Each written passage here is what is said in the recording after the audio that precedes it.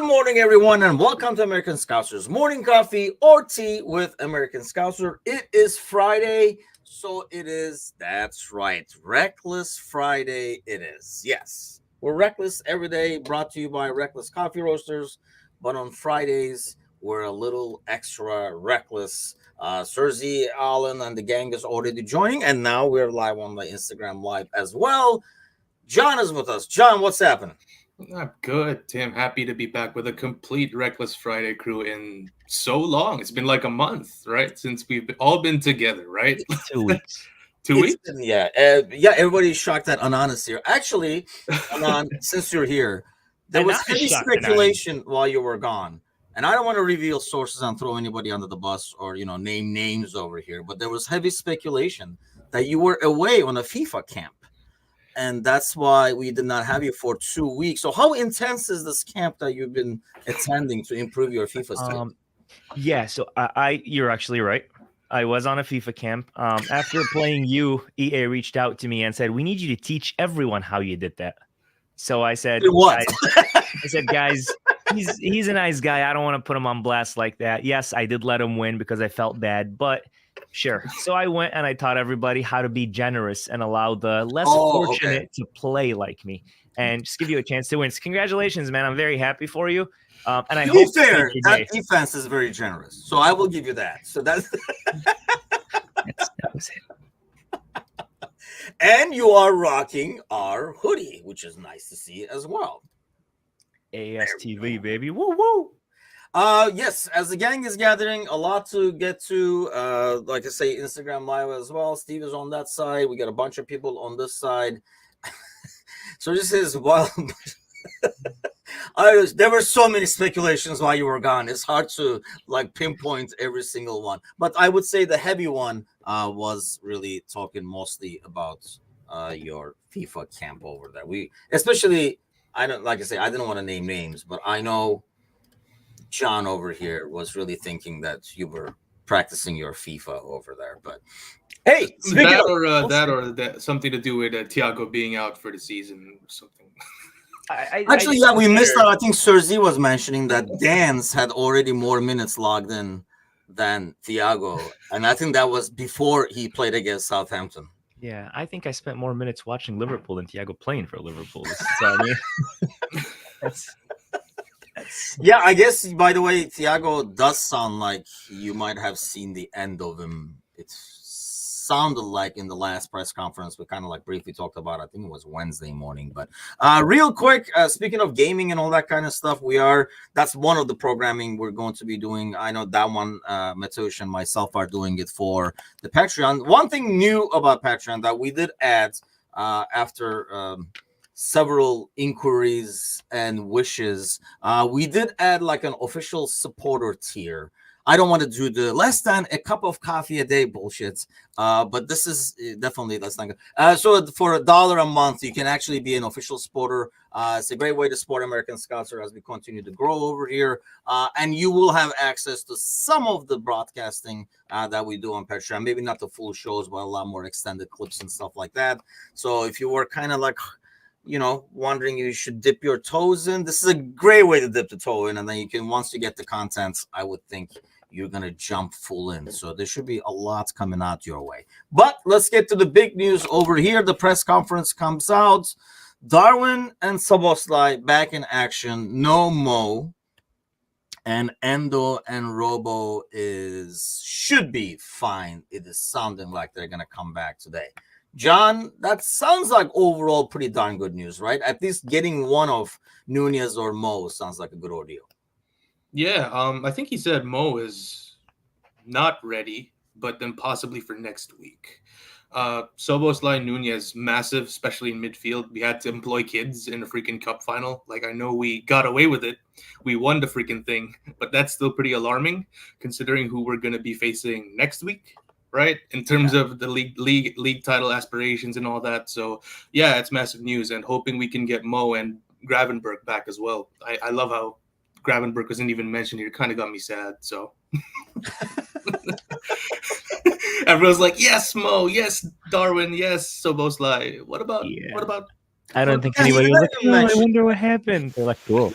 No one cares. It's okay. I mean, I know he said it could have been a lot worse, so it didn't sound like it was like a broken or anything like that from that injury from the Chelsea game. Yeah. But yeah, it didn't provide any updates, so I almost assume that's definitely gone till the international break too. But at least your boy is back. Nunez is back, and honestly, it's everybody's boy right now.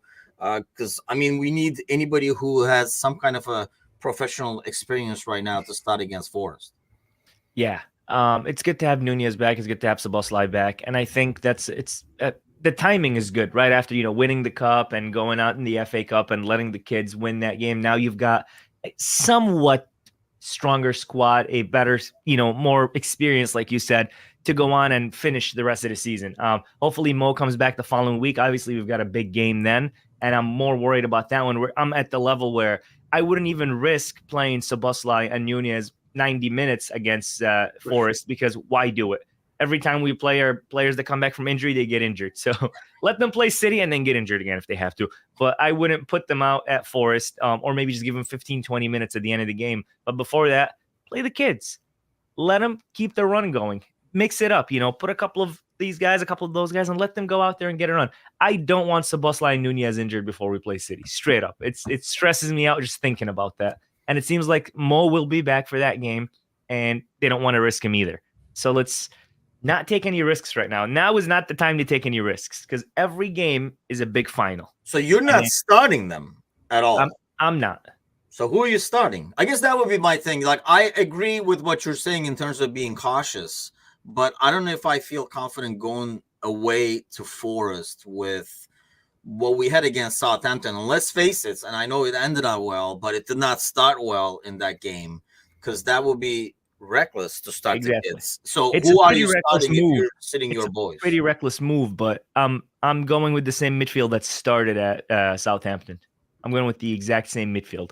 I would maybe, if Endo's okay, I would add Endo in there, because it didn't look like Endo had a serious issue. It was just 5 days and he's fine. It just seemed like maybe a knock or something precautionary. But Dama Nunez,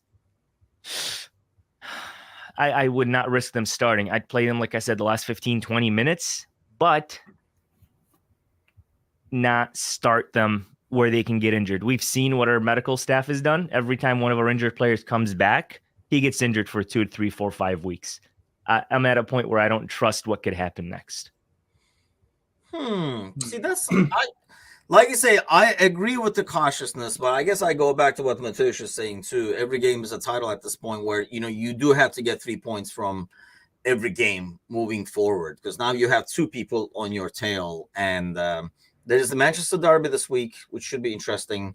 But John, where are you at with this? I mean, I almost feel like we have been cautious by not even risking them until now, because we see them running around celebrating, so it looked like they're ready to go. Yeah. I would start Dan's up top, actually. Put Kazi says Dan's on point. Kazi just says hey, it's like a double whammy. Like, play a player that's in form, scored 2 brilliant goals last Wednesday. That chip was world class, mind you. If Gakpo did that, he probably would have scored 2 more same game instead of shooting it straight at the keeper. I'd start Dan's, Diaz, Gakpo, move Harvey to midfield, then play McAllister and Endo. I don't want to risk, having the City game mean less, if that makes sense, by dropping points to Forest, if that makes sense. So I want to go as senior as we can go. That would be my lineup. And I think that goes back to what Ryan is saying. Like, if we lose this week, I mean, that next week, that now it's a must win against City. As of now, it's not really a must win. We kind of like flipped that switch like the other way around. So now it is definitely not a must win at home. So yeah, I'm kind of like torn on this one. I feel like Nunez can go, and you would think, Anan, that there is a certain set number of minutes they usually tell you, right? You can go 40, he can give you 45, he can give you 60. Would you not rather have that in front, especially because we're away? I think if we're home and you fall behind or something like that, at least you have Anfield behind you. If you fall behind away, now you got the crowd in the game and everything like that. That's why I think I would rather start with the seniors, take them out early and put the kids in if you have to, as opposed to the other way around. Yeah, I think I'm on. You guys got me on this bandwagon that it's better to bring Nunez at the end of the game. Uh, Whoa! Welcome aboard. no, Welcome in a game aboard. like this, no. To me, he Yeah, starts even if it's a funeral. But it's to me in a game like this. Why? Yeah, give Dan some minute. Let him play, and then if needed, finish the game strong. Let Nunez come in. Let the guys come in and get some game time, but also finish the game for us. So start off with the kids. If it doesn't work out, we're the team with the most comeback wins this season. We'll put in Nunez, we'll put in Szoboszlai, we'll put in McAllister. We'll win the game. But yes, I get it. If we don't win this game, what's the point of the game against City? I'm 100% on board with that. That's why start off slow and then finish the game strong with your quote unquote superstars or with your first team or whatever that may be. So to me, whether Nunez starts or comes in at the end, it'll be the same outcome. So let him come in at the end. Let him regain, watch the game, see how the game is going, get a game plan, and then come in the last 25 minutes and boom, get us a goal or two. Go ahead, John. Yeah, I feel like Serzi's point here about the midweek Europa game, I feel like that makes more sense for us to rotate because that is 2 legs. And despite it being away, you'd fancy us to get over that tie anyway, right? Like prioritize the league more with the senior players. So yeah, definitely. If there's a game to rotate, it's the midweek one. So you are starting them or you're not starting So them? what did you? Yeah, did you change your mind? Yeah. Oh, no, I'm not halfway changing my through, mind. I mean, like in terms of putting Nunez and Szoboszlai in, I put them like the last few minutes. But in terms of like outside of them, our starters who weren't injured, I wouldn't start them probably midweek. Probably rotate them with the youngsters if that makes sense. Are we running too fast and too far with the youngsters? I mean, I'm the old bastard who's always cynical, but I guess that's my question, Anan, is basically they have done excellent. I don't want to and it's been amazing and almost like not real. We talked about it after the Chelsea game, then they do the same thing midweek, but it's kind of like even Klopp keeps saying like this is not normal. These things should not be happening, and it did happen. Are we kind of like risking our chance and be like, oh, there you go, this shouldn't happen. This is what should happen when we put them out there? Because let's face it, they went in. I mean, against Southampton, especially the second half, I thought it was really, really good. But it was Southampton, and they did look like they were reserved to their fate as well, especially in the second half. But then in the first half, especially in the beginning, they had a lot of chances that they could have scored. And then they went in, obviously, in a cup final, albeit being a huge scene and being the final, they went onto a pitch where everybody was tired. So it's a slightly easier to go against Premier League competition. Are we kind of like running too fast, too hard with these guys being as young as they are and kind of pushing our luck? Traditionally, I would say yes. You've heard me comment multiple times about Bajcetic and his situation, but I don't think we have a choice. At the stage we're at now, we don't have a choice. It's not like we have a stacked bench. Our bench is injured. Our starters are injured. Everybody's injured. Well, I just gave you a choice. Nunez is ready. Szoboszlai is ready. But how ready are they? That's the question. Yeah, they were. Szoboszlai was ready 3 weeks ago. Salah was ready 3 weeks ago, and we saw how ready Thiago was ready for 9 minutes. So how ready are they? Ready. Thiago is ready for his physio treatment. How ready are they in order for us to just put him out there? Listen, if the kids are doing the job, this is more of a need than want. It's not like we want to play the kids, but we need to play the kids until we're ready to go. Start them, take them out in the second half. Let your starters play and get ready for the following game. But this will do 2 things for you. It'll give the kids a half or a half plus, and then it'll get them some rest for the midweek game. And then it'll give your starters a few minutes to run at the end in case they need to come in the midweek game, but also they have the big game on the weekend. So I hate overusing the kids at this stage of their careers, that they're 16 and 17. But we have to. We have no choice right now. We've got to inject some young blood because we have no one else to go with. And it's funny, when the season started, we're like, oh my God, we got so many midfielders. We have a midfield problem. And now we're like, what's a midfielder? What is that? We've got a 12-year-old playing. What Kazi has here, but it brings them another point. Because I do like, putting Dan's in there with, experience on both his sides and see what he does and maybe not risk Nunez. But if anybody you're playing safe with, John, because of like the reasons Anan especially mentioned just now. Do you play safe with the midfielder as opposed to the attacker, knowing Mo's coming around the corner? I think you can't risk either position, honestly. And Kazi makes a great point here about Elliott needing a rest. But then, would you trust, let's say, McConnell on a midfield against Forest's midfield, dangerous on the counter attack? I'd probably, I guess, to answer your question, Tim, I'd probably risk a midfielder more than an attacker because I feel like we need that stability more there. With attack, like we saw what we can do. Diaz alone was a singular outlet in a cup final, right? Yeah. So we can get away with putting some two kids there, but in terms of keeping the structure of the press of the midfield, it's something I think that I wouldn't drop. So as tough as it is for me to continue playing Elliott, even though he played 120 minutes at a cup final, another 90 against Southampton in the midweek, I feel like it's a must to start him unless we're willing to risk Szoboszlai, as Anan said. Who knows what's going to happen? He could absolutely come out there, play a blinder, or he could get injured again. Like this is why we're not managers and Klopp is the manager to make these tough calls, man. It's tough, honestly.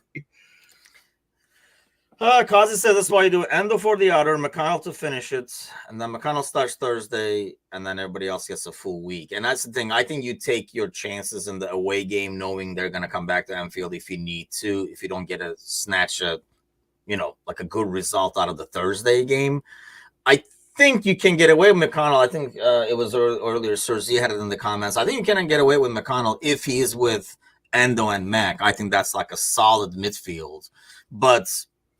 Yeah, I am like really torn on this one because I know exactly what Anan is saying, but I am hoping that this is us already playing safe by not rushing them out there earlier because they have been there like the last couple of games, both last two games, we had a chance of going into overtime. And I really feel like they would have been possibly on the bench if there was not that chance because they could have come in for like the last 10, 15 minutes or so, whereas you couldn't put him in the last 10 15 minutes the last couple of games because they can come in the 75th and end up having to play 45 minutes now because we went into overtime. But thinking the match is a question I don't know if there is the Konate and Van Dijk for Forest, then do Gomez and Kwanzaa for Sparta. I almost feel like I know what you think, Anan, but we do the same thing we did against Southampton when we go to Sparta. You start Van Dijk and Kwanzaa, and then you basically substitute Konate for Van Dijk, so they each only get 45. I'm good with that. I'm actually very good with that. Hold on. Why is you guys are all frozen? Everybody's frozen. Okay, there we go. Yeah. We're fine, man. You're the one that's frozen. No, I'm like, you both of you are you're like, okay, something's happening. And I'm replying to an angry email. Yeah. So this at Forest, I'd start Van Dijk and Konate, and then go in midweek. I'd go Kwanzaa and Van Dijk. I'd keep Van Dijk in there regardless of what's going on. You need that leadership. You need that leader in the lineup, and also you need to score some headers. And it's so funny. I wrote this on the Discord. Every time we get a corner, and the cameraman zooms in on Van Dijk, I'm like, oh, he's gonna fucking score it, isn't he? It became like such a weird thing. They're like, just zoom in on his head, and then like straight up just goes up to his ass, and it comes back, and then he scores. And I'm like, okay, so that's what we're doing now. So yeah, the midweek game, I know it's away, right? It's away. Yeah. Yeah. Yes. I know it's an away game, but I know it's an important stage in the Europa League, and I know we want to be in that final and win everything. But I would not go all out in that game just because I don't think we need to. You guys saw the reaction of the opponent when they drew Liverpool. They were just celebrating they're going to play against Liverpool. So I don't anticipate them coming out and going absolute bananas to get this win. I think they're just going to be happy that they're there. So inject the leadership of Van Dijk in there. Maybe start one of the injury return players to make sure he's good to go for a half. And then from there, we shift all our focus to City. It's a big safety net. And we can get the job done in the second leg at home. Exactly. But like right now, I didn't even think about the game until Sergi wrote we have a midweek game. I'm like, oh shit, yeah, we do. I'm not even remotely concerned about that game. It means nothing to me. And I know to it means something to me, but that's what, like, and I know to us, we want to win every single trophy, and we want to, send off, Jurgen on a good way with every single possible trophy. But that's a two-legged game. We can get it done at Anfield if we have to. The league, tie or lose, and that's it. Whoever wrote when you drop points in March, you're not going to catch up to City. That's exactly where we are right now. So let's fucking get. I'm stressed. Let's get the 3 points at Forest. Forget those Czech bastards, and let's get City. That's what I care about. Here's the thing. I mean, I guess you are already got the City game out of the way, and you're heading to your next game would be the away to United after the game at home. So you can probably go all in at that point. And we're assuming that game is going to be probably changed to the 17th. Because right now we're playing on the 14th on Thursday. Yeah, I mean, I understand. Like, I agree that we can probably rotate for the midweek game and see what happens, and then based on what happens, you can probably bring the big boys and leave them on the bench, and then put them in there if things are going south. I mean, having watched Sparta, especially at home against Galatasaray and stuff like that, I mean, they're like a very physical team, as most like. That neck of the woods in Europe, that's how those leagues are and stuff too. It's very physical, but that's why I would be afraid of having just a kid midfield. But I think you can kind of like do a mixed match for that one, get a couple of experienced players out there and get out of there with a decent result and just come back, kind of an ordeal. So that's not as big of a concern. I think like the tomorrow game is. I never buy that the United is a big game like Espanyol versus Barcelona. I think it is still a big game because this is the only thing United has got going for them right now. I think that's the only reason. I honestly, one thing I was wishing for was an overtime in that United game. I wish they didn't score in the last minutes over there so we could get a more tired Forest, which Brian says the problem is Forest are in the fight for safety. They're going to be gunning for it. Which I do agree, but I don't agree that a draw does nothing for Forest. Any points when you're that part of the thing, especially if you're getting it against like the top teams, that's almost like a 3 points if you think about it, because they're gonna assume that Luton is not gonna get those, who not. So where are you at with that, John? I mean, what do you expect from Forest? I kind of expect them to be very content with the points and play accordingly. Yeah, for sure. They'll take that point and run. And this is kind of me reverse jinxing it. It's going to be a really tough game. It's going to be a really tough game. I'm more concerned about our midfield, our lineup away at Forest than away at Sparta Prague. So I think that pretty much says it all. Like, they gave United a pretty good game. They should have scored 2 or 3, advanced to the next round of the FA Cup. So they do carry a threat there. And listen, you brought it up, Tim. Our structure against Southampton, the pressing was pretty off with the youngsters there. So imagine starting with a midfield full of a mixed midfield, right? Where the timing of the press is off and everything. We'll be cut through like a hot knife through butter, especially since Nuno's specialty is counterattacking essentially. So yeah, for me, it's just like, as Anan was saying, Europa League, it's good, man, but at the end of the day, no one remembers if you win a Europa League. People remember if you win the title. So tomorrow should be 100% priority for me. See, I disagree with that. I mean, I'm not saying probably, I would, if I had to pick one, yes, I'm taking the Premier League, but I don't agree that nobody will remember the Europa League. It's ultimately a European trophy. It is, Tim, but it's not the level you'd expect Liverpool. It's not the European trophy you'd expect Liverpool to be winning, if that makes sense.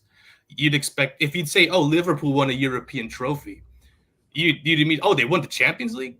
Oh, no, they won the Europa League. Yeah, but I don't know. If you look back, you're not old enough to remember, but Anan, you should remember these days where we had the Cup Winners' Cup and, what was the other one? God damn, what was the UEFA I think that Cup? It was just UFA Cup, right? The third UEFA Cup, yeah. The one we beat Alaves to. Yeah.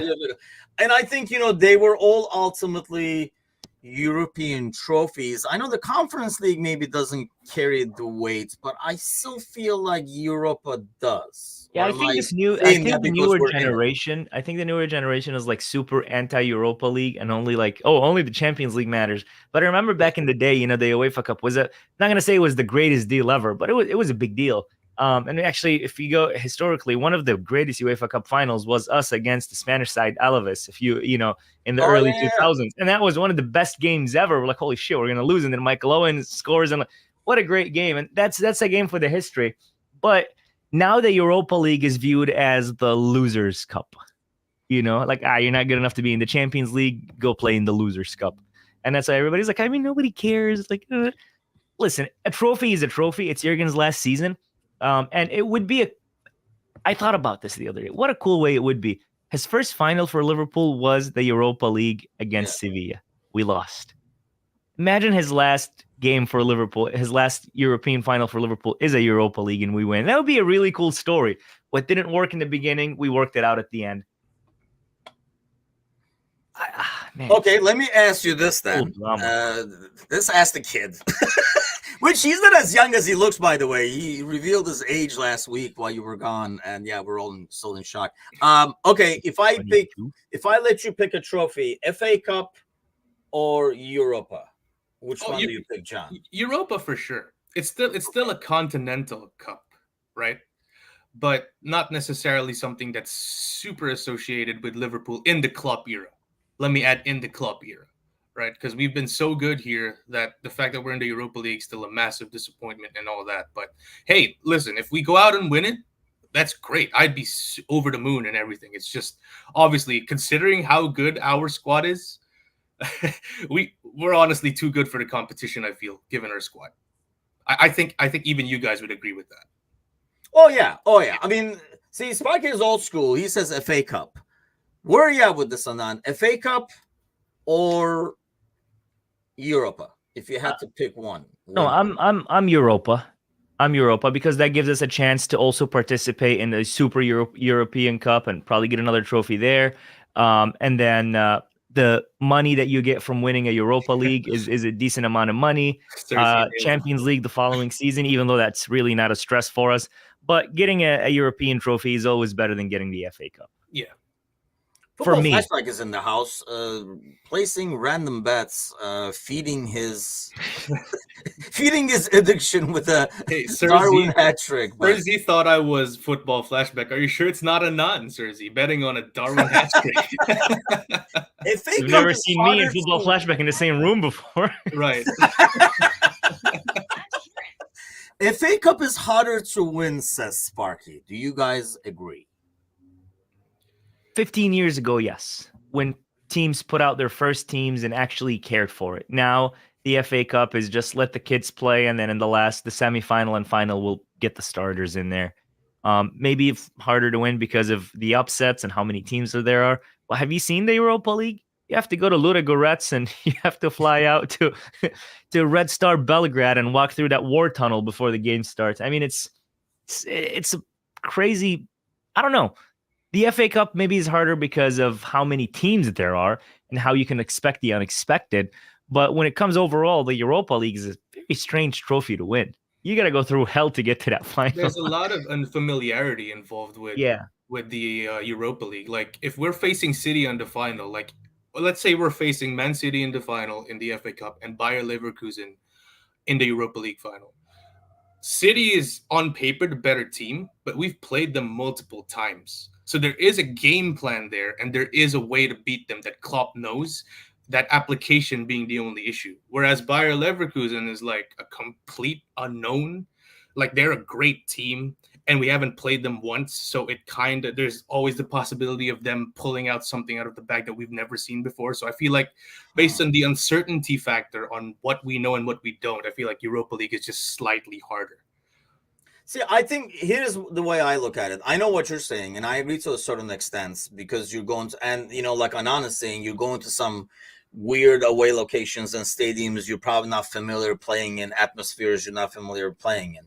But at the same time, if you look at the matchups, like you said, Leverkusen and City, right? if you looked at a fixture where Leverkusen was going against City, you would expect City to win.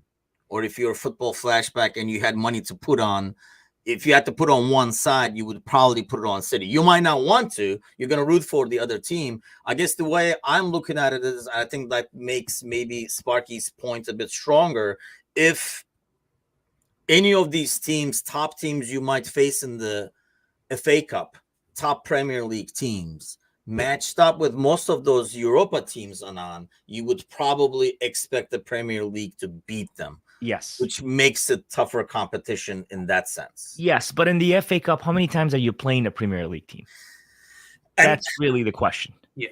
Really depends on how lucky you get, right? I thought like we had, how City you are, yes. Like League Cup, we kind of like, even we did play Premier League teams, it was kind of like an easier run to get to the final. But you can get some, in the past, we have had some like really tough runs, one after another, to get there. But yeah, that's the only way I can think of why the Premier League would be a bad one. Football Flashlight could have actually parlayed into some other weird shit. Football Flashback will bet on anything at this point. Premier League above all, ticket back into Champions League, and would be a good trophy to hold above City as Klopp leaves. Oh yeah, I think if we're putting it in that context, we all want the Premier League. I mean, is it safe to say we would sacrifice the other two for the Premier League? If I gave you, hey, you're going to win the Premier League, but you're going to go out in the Europa. Absolutely. Sacrifice all three, including the Carabao Cup we just won. Just give it to Chelsea, man. I don't care. Give it back to them. Yeah, give it to them. Here, you can have it. Yeah, you can have it, God damn it. Anything they want us to sacrifice for that Premier League trophy, sign me up. Okay, so we're all on we're all on board on that one. That doesn't make sense. Yes, I mean, we just answered the question before Football Flashback even asked. Right. He said, like, I got a question for you guys. By the time he asked it, yeah, I mean, it's just like, it is. But wait, there's a caveat over there. Hold on. So we're winning it now, but we're not winning it for the next 3 seasons afterwards, which is like a really weird premise to go off of. Right. But you know what? For shits and giggles, yes, because there's no guarantee you're going to win it afterwards in the next 3 seasons. Absolutely. Like, there are very rarely any storybook endings in sports. Fucking Michael Jordan had it, but he decided to play for the Wizards for 2 years. What an idiot. So the real question is, how does it go if we play Leverkusen in the Europa League final? With all the talk about Xabi Alonso coming to Liverpool, and then now he has to take the trophy. That's something that UEFA is probably working on setting up, I would think, if they're setting up. Yeah, exactly. They're like, okay, what can we do here? Okay, okay. Like, yeah, that would. I don't like UEFA has a totally different accent. I thought you didn't. That was the Swiss guy. Come on.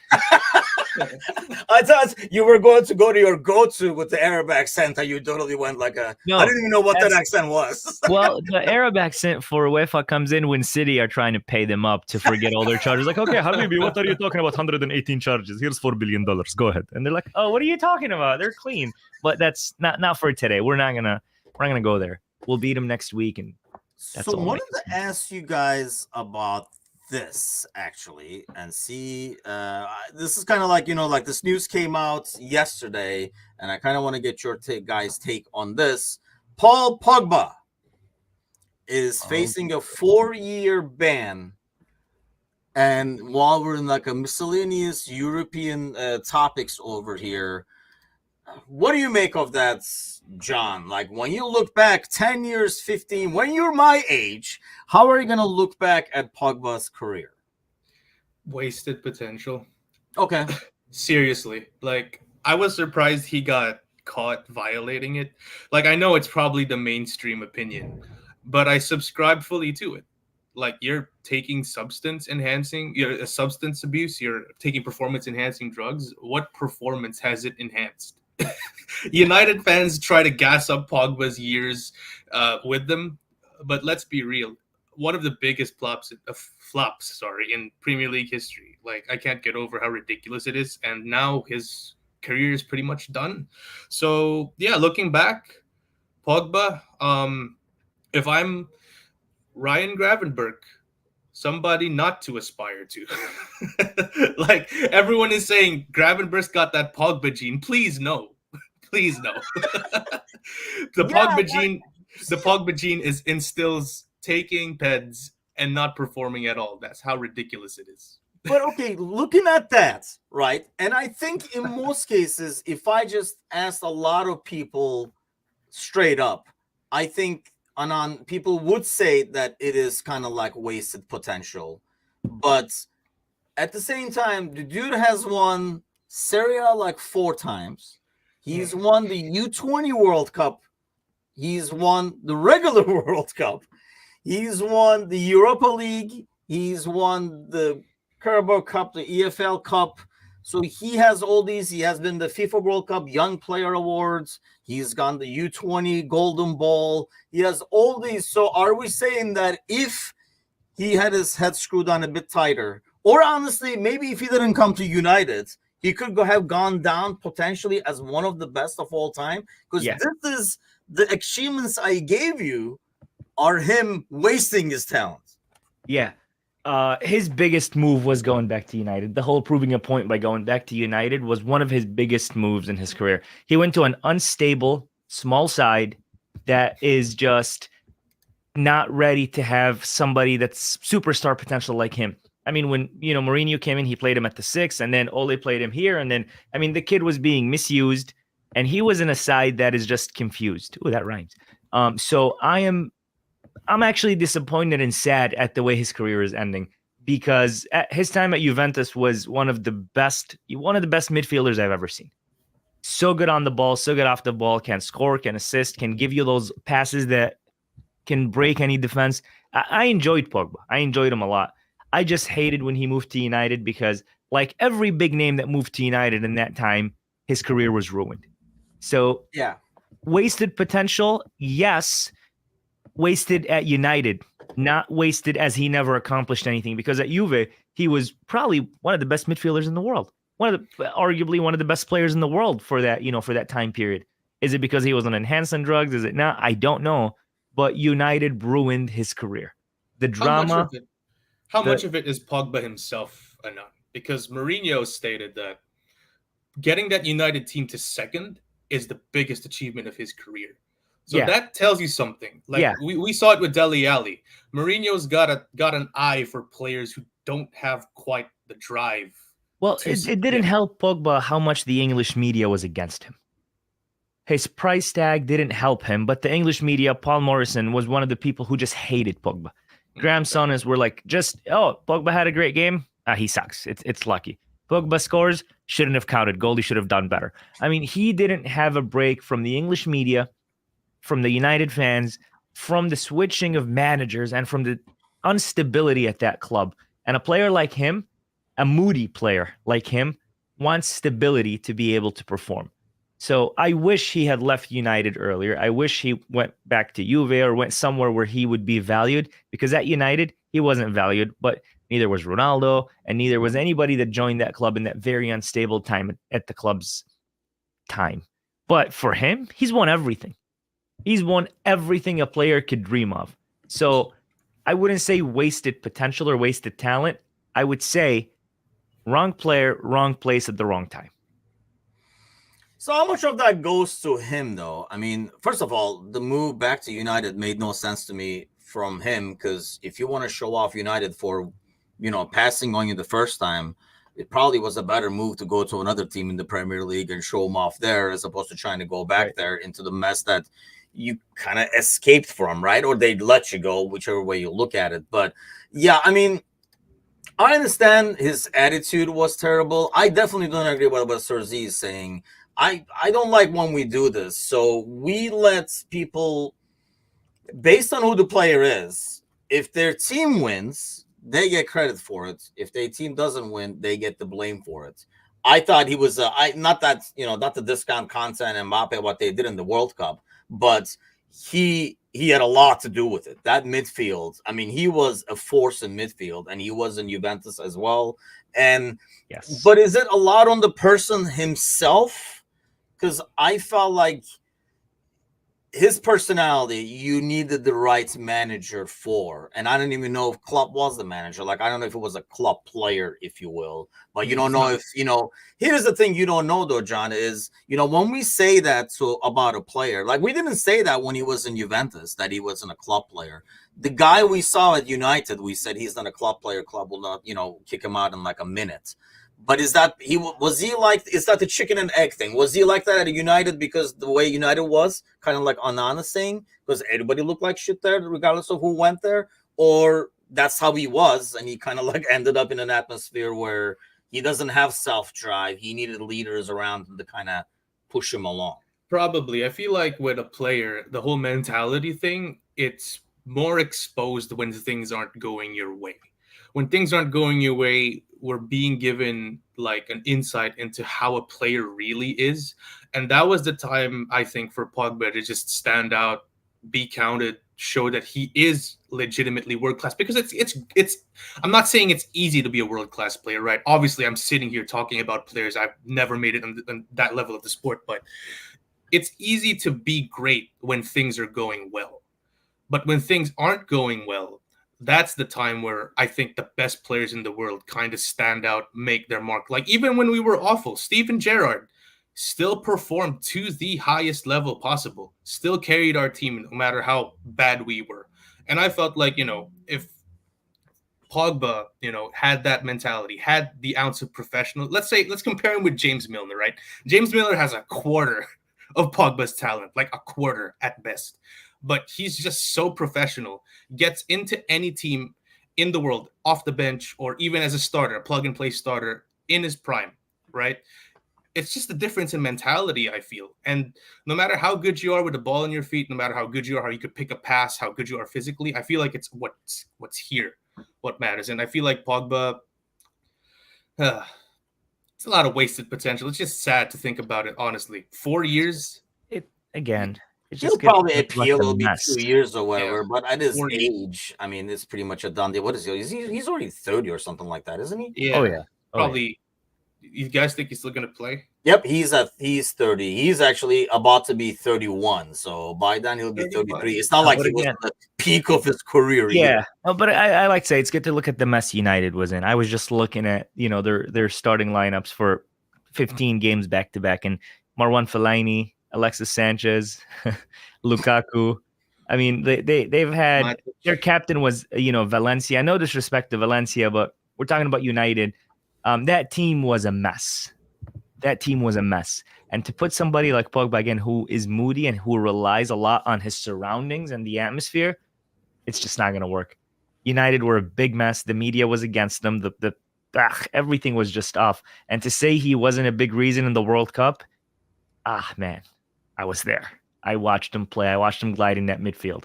The guy was amazing. Just like his time at Juve, he would take the ball, he would just glide around the field, and he would give you those beautiful long balls. And no, man, I hate him because he's a United player, but I will take nothing away from his talent. It's kind of like I've always liked Ryan Giggs because the guy can play. The guy's an amazing player. Hated him because he's a United player, but he was a baller. And the same thing I give to Pogba. Let me go with this before we wrap this up. Because when I saw the news yesterday, I was like, yeah, he's a guy that really divides opinion. And obviously you can kind of see in the comments too how he divides opinion. But if he went to City or Liverpool, would it have been a totally different story for him? Or he is the way he is, this was going to end like that? I'll let John answer first. I feel like he'd fit more with City. I don't feel like he's the kind of player that does well when shit goes down, honestly. And even though we've been really good under Klopp, we've had a few seasons where things went to absolute shit. Like, let's be real.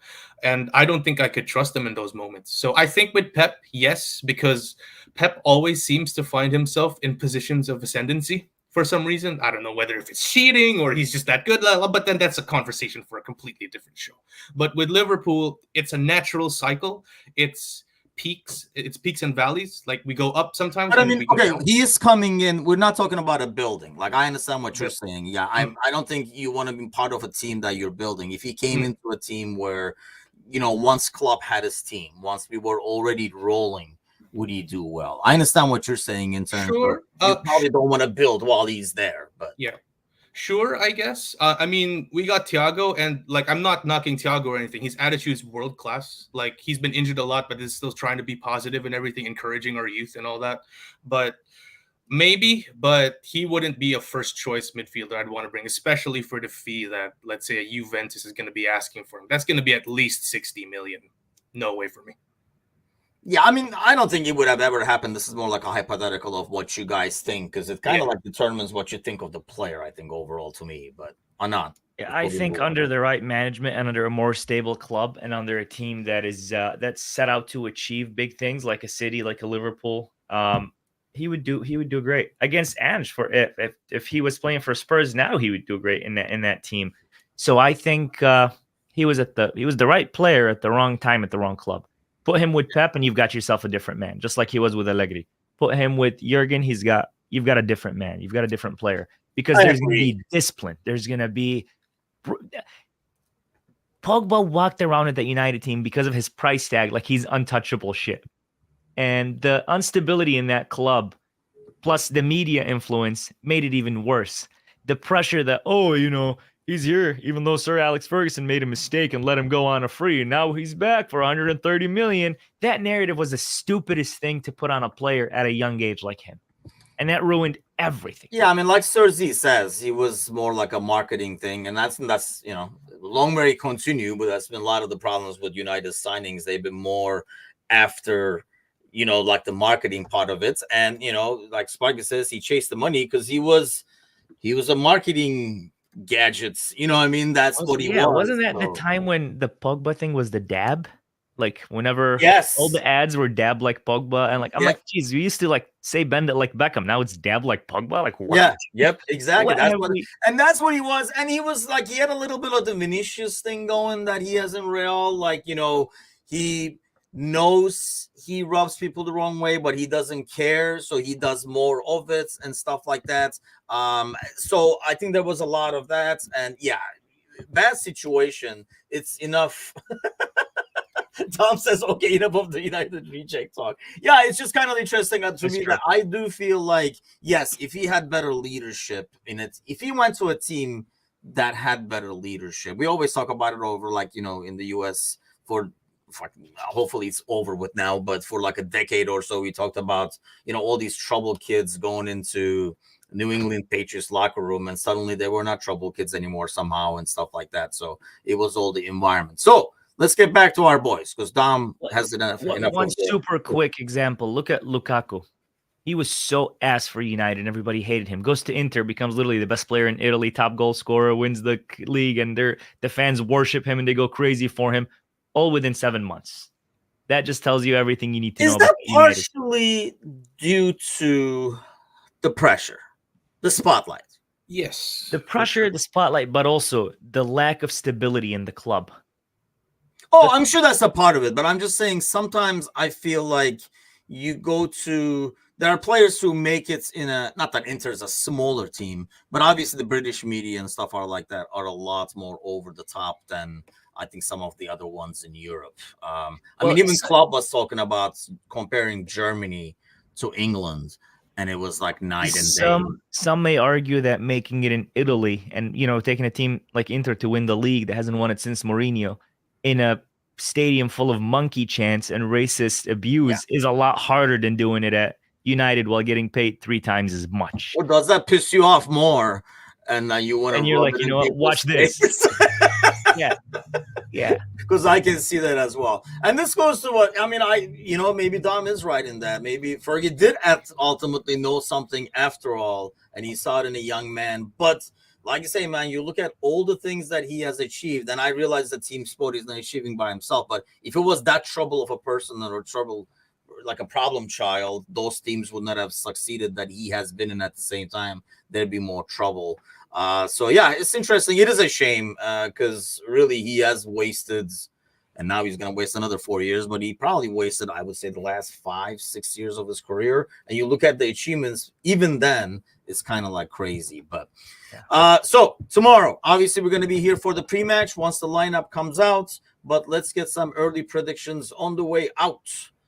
John, let's start with you. Timuchin special. Timuchin special of 3-1 away. Yeah. Okay. What do you have, Anan? I'm gonna go 2-0. I like that because I was about to go with the 2-0 myself. Really depends on the lineup, though, right? I think Exactly. That's why I'm like, we're gonna know more. I'm saying 2-0, assuming we do have Robertson on the left, we do have Bradley on the right, and then we have like Konate and Van Dijk starting. I'm going with that one. Man, Origi better not score. I don't know if Origi is even playing because he did play a lot of Wednesday, and as we know, Divock. well, he played I think like 80 or something like that on Wednesday, so I don't know if he's starting against us on the weekend, to be honest with you. But it's important 3 points, man. It's kind of like we talk about like it's talking about slip and a banana peel. This is one of those games I feel like with the eye on the City game and stuff like that. And then we have the Sunday, the Manchester Derby, which we should be doing a live watch along for. So please do join us for that as well. That should be an entertaining game to watch. Regardless of the score, I think we will enjoy what's happening out there. So it's definitely a good watch along for us to do. But so here's a question: is this a one time where like United go out there and get them? Hell yeah! Hell yeah! But then, if it doesn't happen and City starts beating up on them, then you start laughing at United. It's a win-win situation in both cases. What do you guys think is going to happen? I think Kazi was talking about it earlier. It's one of those. It's like us with Everton, right? Even when Everton are shit, sometimes they give us trouble. Even if we win, it ends up being like a 1-0 tough win and stuff like that. I think on paper, like Sparky says, City will probably kill United, but you never know in these games. And they are susceptible to counters. City is. And that's one thing that actually suits United and how they play. That's the only way they score is on the counter. Even more so this year. More so this year, right? Like when people are saying that, City's not the same. I heard like 5 people in the pub say that, City's not the same City. And you know what? It's probably mainstream by now. That there is I think defensively they're definitely not. Yeah. That's for one. And then they have more trouble, I think, breaking people down or finishing. So I can see them, conceding. So like get like a 1-1 or 2-2 or something like that. Certainly a 6-0 City. See, if that was the case, it'd be fun to watch that as well. No, I think it'll be a draw. I think it's going to be a draw. I think they'll tie. I think a 2-2 or a 1-1. Do United have any injuries? Are they playing their complete United team? have a ton of injuries. But Grealish is out. So that's it. City lose. That's it. You have to bear that in mind. But yeah, that's going to be an interesting one. Do join us for that watch along on Sunday. There should be a lot of laughter watching that game either way. So we'll have some fun with that. But more importantly, let's take care of business tomorrow so we can just sit back and watch and enjoy Sunday. Højlund is out. That's massive, though. Højlund is out. I think Shaw's out. More importantly, Maguire's out. That's actually could be a bonus for United. And I think like Lisandro Martinez is out again. So they do have a lot of injuries. But honestly, in a team where it's shit, sometimes not having your regulars is actually like a bonus because their best players have been not their stars, but guys that are like coming up, the young guys and stuff like that. So, hey, you never know. We can only hope for. But we'll see you guys tomorrow. And yeah, Cersei says United does have one on. Definitely on paper, it doesn't look good, but it should be a fun one either way. But we'll be back tomorrow, right after the lineups get announced, usually about like 30 to 45 minutes before kickoff for the Forest pre-match. Talk about what we expect, get the win, do the post-match, and get ready for the Manchester comedy on Sunday. Have a great Friday, everybody, and we'll see you guys tomorrow morning. Take care.